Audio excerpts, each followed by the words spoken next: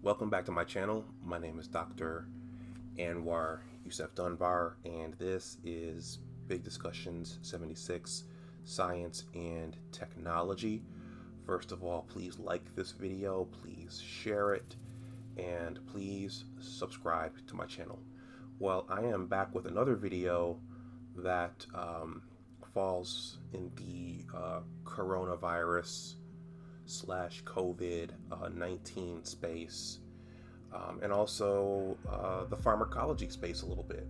This is going to revisit natural remedies and strategies for protecting one's self against the virus.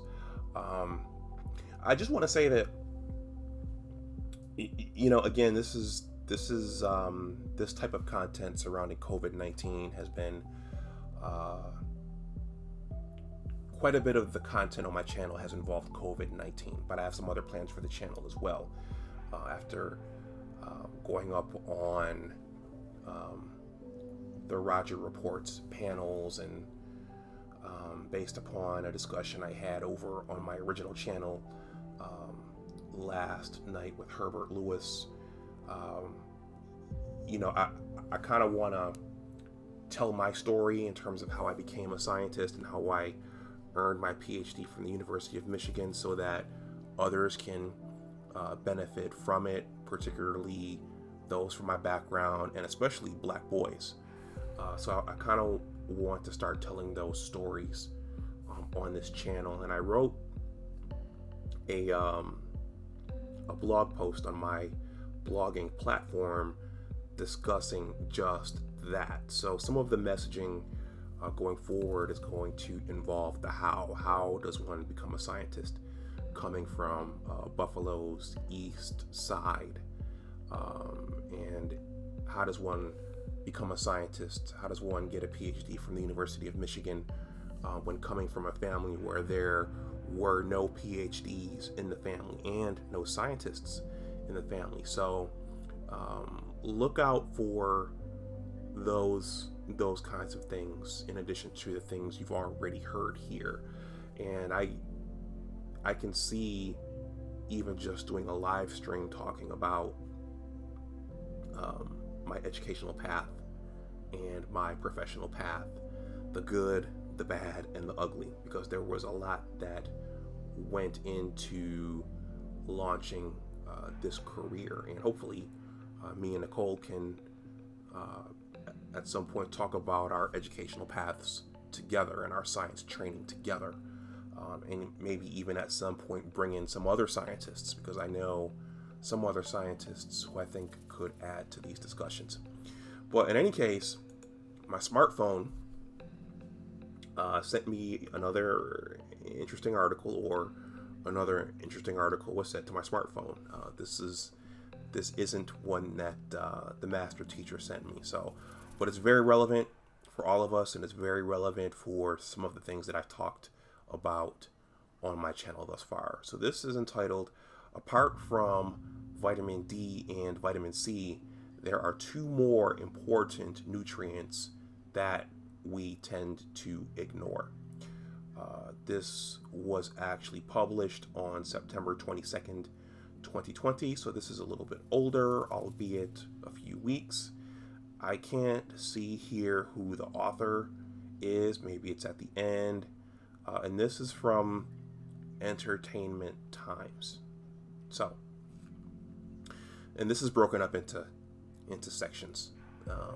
And they probably did this over my blogging platform. I'm learning a lot about search engine optimization, and it seems like Google's bots like content that's broken up into paragraphs with subtitles. In any case, so there are 6 parts to this. Part 1 is coronavirus and diet. The rising number of coronavirus cases across the globe are creating a sense of panic among the masses.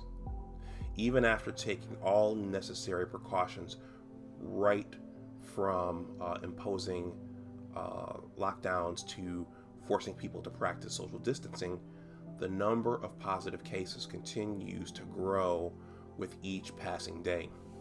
Vaccination seems like the only ray of hope, but it is not yet clear, it is not yet certain when it will be launched and made available to the general public.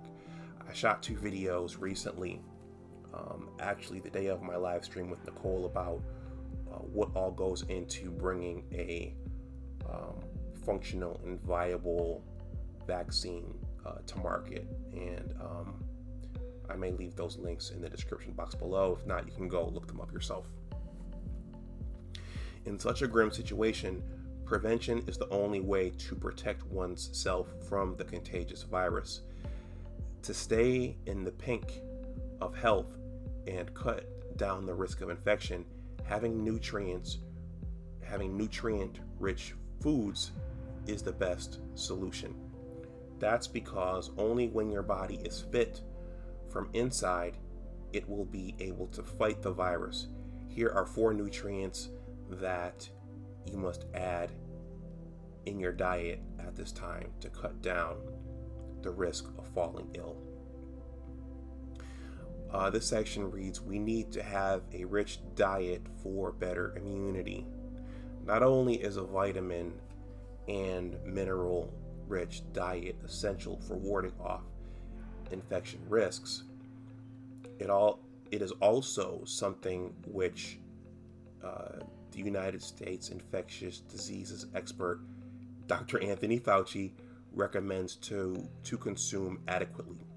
Vitamins act as your body's natural germ killers, and the antioxidant benefits in them cut down on inflammation, boost metabolism, and support the system's healthy functioning. Hence, it's important that you match your intake through your diet, or if need be, supplement wisely. So as I mentioned in my videos regarding vitamin D and vitamin C, going back to one of my very, very early biology classes at Johnson C. Smith University, vitamins are cofactors, and those are compounds that help enzymes do their jobs more effectively. And they could be providing the enzyme with something that it needs. For example, enzymes that have a heme prosthetic group or heme center, they need iron. So that's one benefit of taking iron. There are a lot of enzymes in the body that have heme prosthetic groups. So section 3 is vitamin C. I shot a video on this. I'm going to read this. It's very short. Many experts during the pandemic have vouched for the health benefits of vitamin C rich foods. Vitamin C is considered a potent antioxidant which neutralizes unstable compounds in your body, free radicals, that causes damage in the cells. Besides, the nutrient is required in several biochemical processes, many of which help to boost immune health. Every individual must consume 90 milligrams of vitamin C per day to stay fit. Common sources of vitamin C are lemon, oranges, capsicum, and others. Now, this is a little complex because going back to the whole glucose 6-phosphate dehydrogenase story, if I recall correctly, vitamin C is either ascorbic acid or it's a form of ascorbic acid. And looking at the G6PD task force / association website, ascorbic acid is dangerous for people who are G6PD deficient.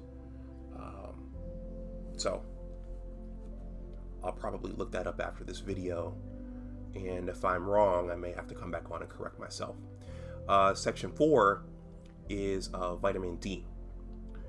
Vitamin D is a fat-soluble vitamin and is necessary for the proper functioning of your immune system. A strong immune system protects us from foreign and domestic diseases or disease-causing pathogens by creating antibodies. Vitamin D has both anti-inflammatory and immunoregulatory properties, which is crucial for the activation of immune system defenses in the body. Low levels of this vitamin have often been associated with infection, disease, and immune-related disorders. The recommended daily amount of vitamin D is 600 international units, IU in parentheses, for people between 1 and 70 years, and 800 international units for people over 70 years old. The most common source of vitamin D is the sun, but some food items like okra, salmon, milk also contain some amount of vitamin D, and those are regular parts of my diet. I'm thinking about the okra and the salmon. Section 5 is vitamin E. Vitamin E is the most vital chain-breaking lipid-soluble antioxidant present in the body and is important for the normal functioning of the immune cells. Apart from its immunomodulatory effects, vitamin E is also helpful in preventing the growth of cancerous cells in the body. Daily recommended intake of vitamin E for both men and women above 14 years of age is 15 milligrams. Some common sources of vitamin E are sunflower seeds, almonds, peanuts, and others. And then finally, section 6 is zinc. Zinc is less talked about as a nutrient, but the role it plays in keeping us healthy and fit is invaluable. The nutrient activates about 300 enzymes in our body, which helps to strengthen our immune system, promote cell division, cell growth, heal wounds, and synthesize proteins and DNA. Zinc intake also helps to reduce the duration of the common cold. As per the USA's National Institutes of Health, men must consume 11 milligrams of zinc daily, while women must have 8 milligrams of zinc.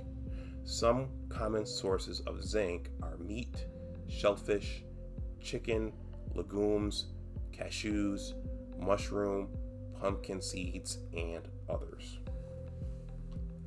So that concludes this article. And I think it's appropriate that this article ended with zinc because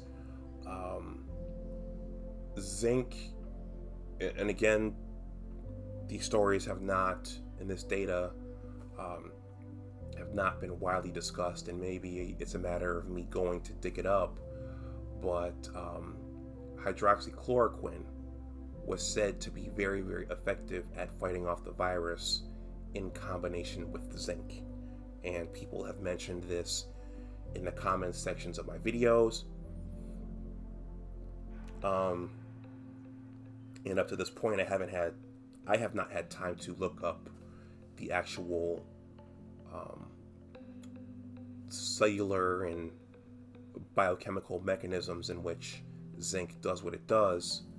But according to this article, zinc does a ton of stuff in the body in terms of enzymatic function and strengthening the immune system, promotion of cell division, cell growth, and the healing of wounds and the synthesis of proteins and DNA. So I just wanted to read this article. It got sent to my wireless device, and I think it added to the discussion and our body of knowledge in terms of preventative measures for the coronavirus / COVID-19. So let me know what you think in the comment section below. Please like this video, please share it, and please subscribe to my channel. And as always, remember that your attitude determines your altitude. Take care, and I'll talk to you the next time. Bye-bye.